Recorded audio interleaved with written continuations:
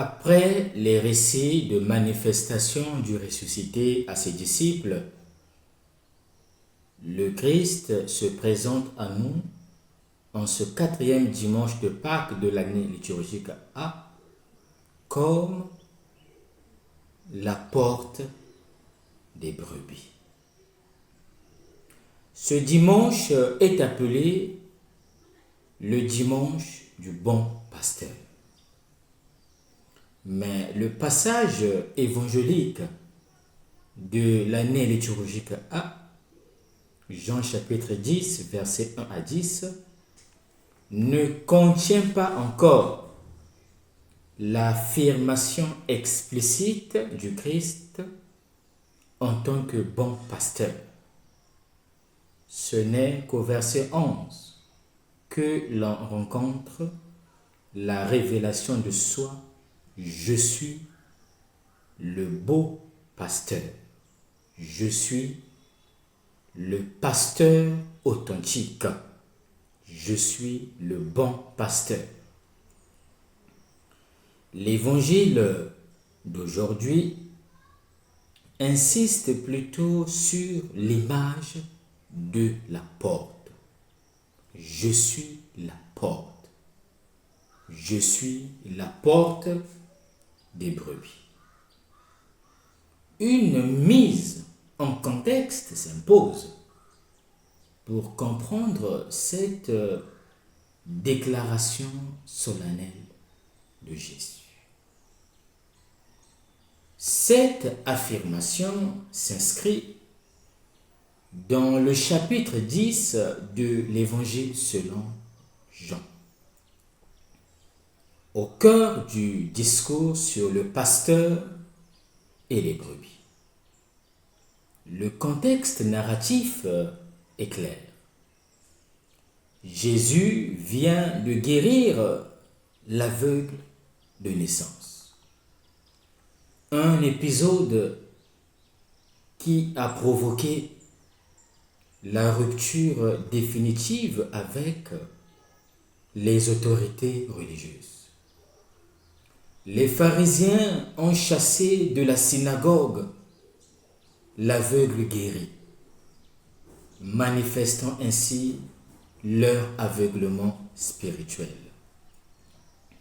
La métaphore de la porte émerge dans un crescendo narratif qui va du discours initial à son explication détaillée.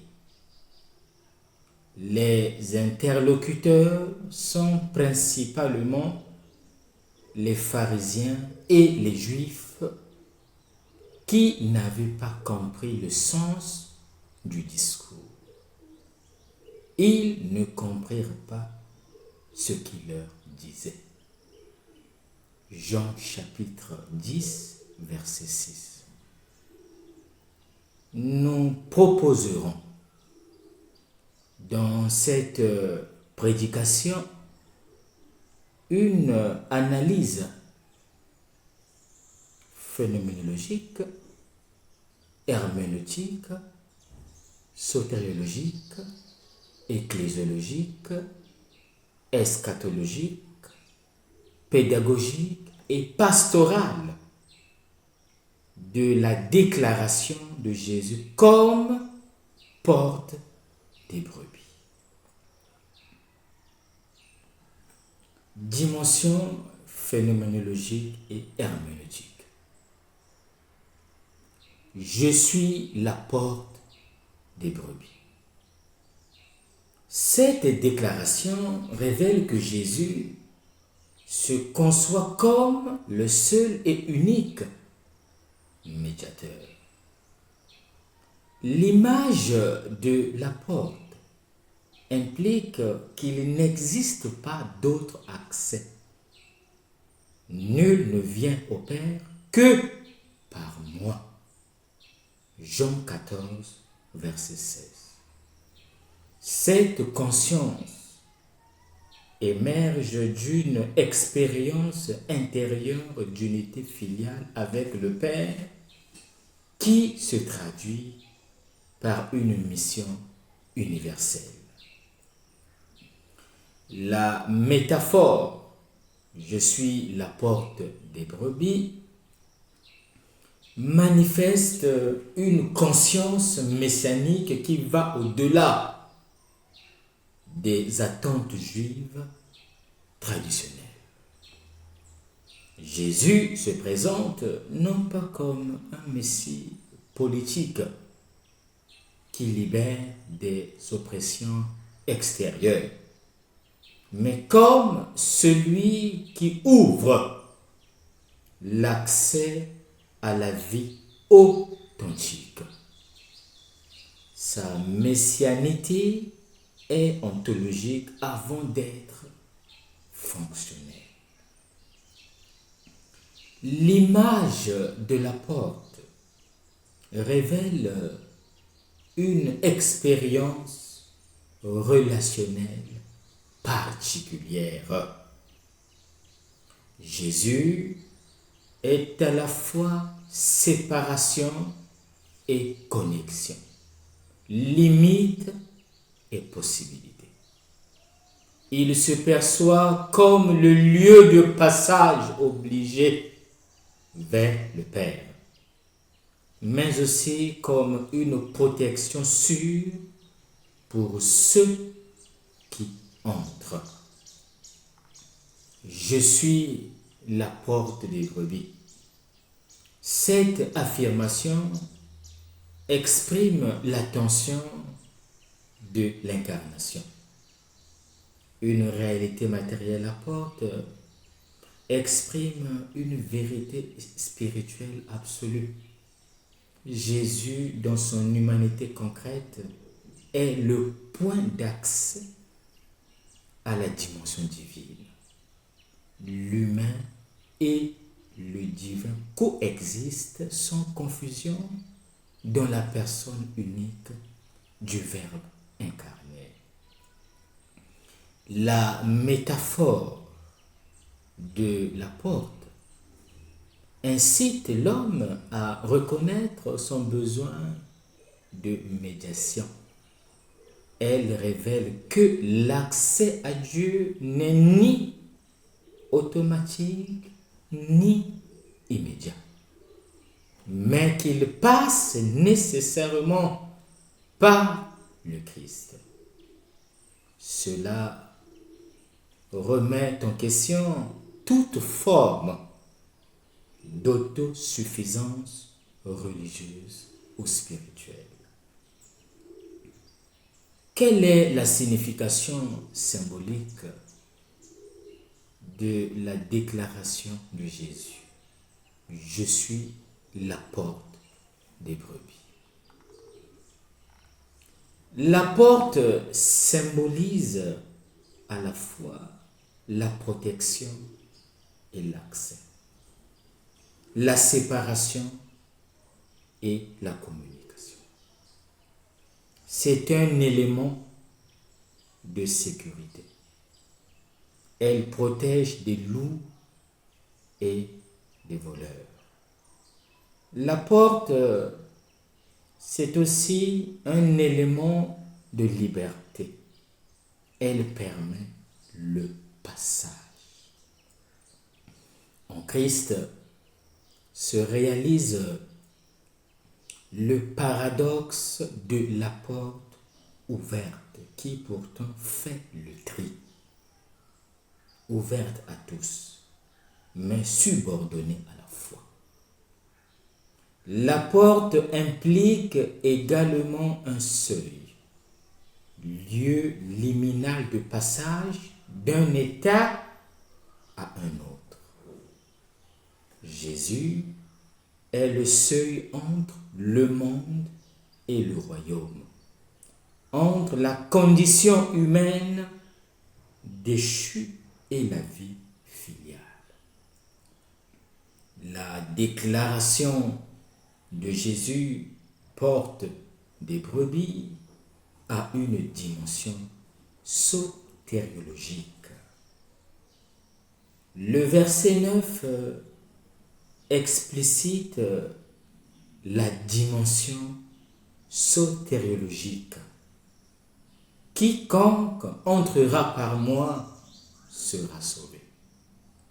Le salut est présenté comme entrer et sortir librement pour trouver des pâturages.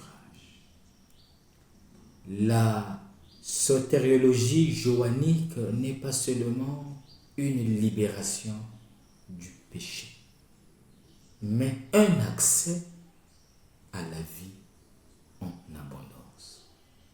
Jean 10, verset 10.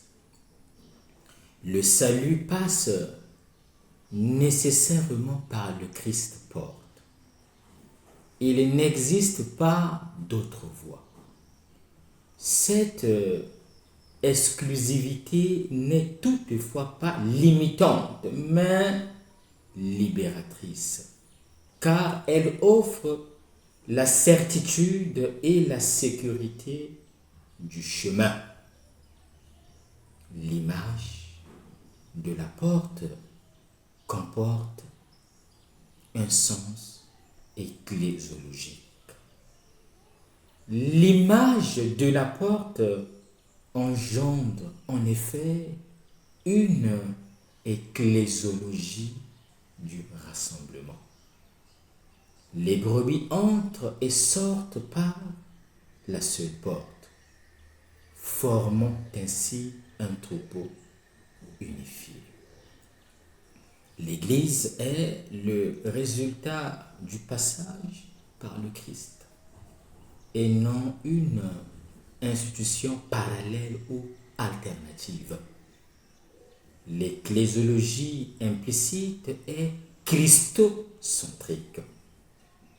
La communauté se forme autour du Christ porte et non autour de structures humaines. Le berger porte engendre la communauté par l'appel personnel de chaque brebis. L'image de la porte comporte aussi un sens eschatologique. La dimension eschatologique se manifeste dans le déjà et le pas encore. Le déjà, la porte est ouverte. L'accès est possible dès maintenant. Le pas encore, l'accomplissement total aura lieu lorsque toutes les brebis seront rassemblées dans un seul troupeau. La métaphore de la porte révèle la mission reçue du Père. Le Christ est la porte parce qu'il a été envoyé par le Père pour rassembler les enfants de Dieu dispersés. La relation trinitaire se manifeste dans la fonction médiatrice du Fils. En résumé, la déclaration « Je suis la porte des brebis » révèle Jésus comme le seul et unique médiateur nécessaire entre Dieu et l'humanité. L'analyse multidisciplinaire a mis en évidence la manière dont cette affirmation christologique intègre des dimensions exégétiques, théologiques, phénoménologiques et pastorales dans une synthèse riche et féconde. D'un point de vue exégétique, cette déclaration s'enracine profondément dans la tradition vétérotestamentaire du berger roi et des portes du temple, accomplissant et dépassant ces figures dans l'incarnation du Verbe. La dimension phénoménologique révèle une conscience de soi chez Jésus caractérisée par la prise de conscience de sa fonction médiatrice unique et universelle.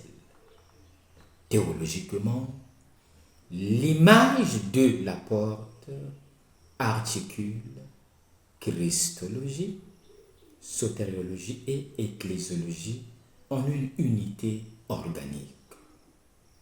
Le Christ est le chemin du salut qui engendre la communauté.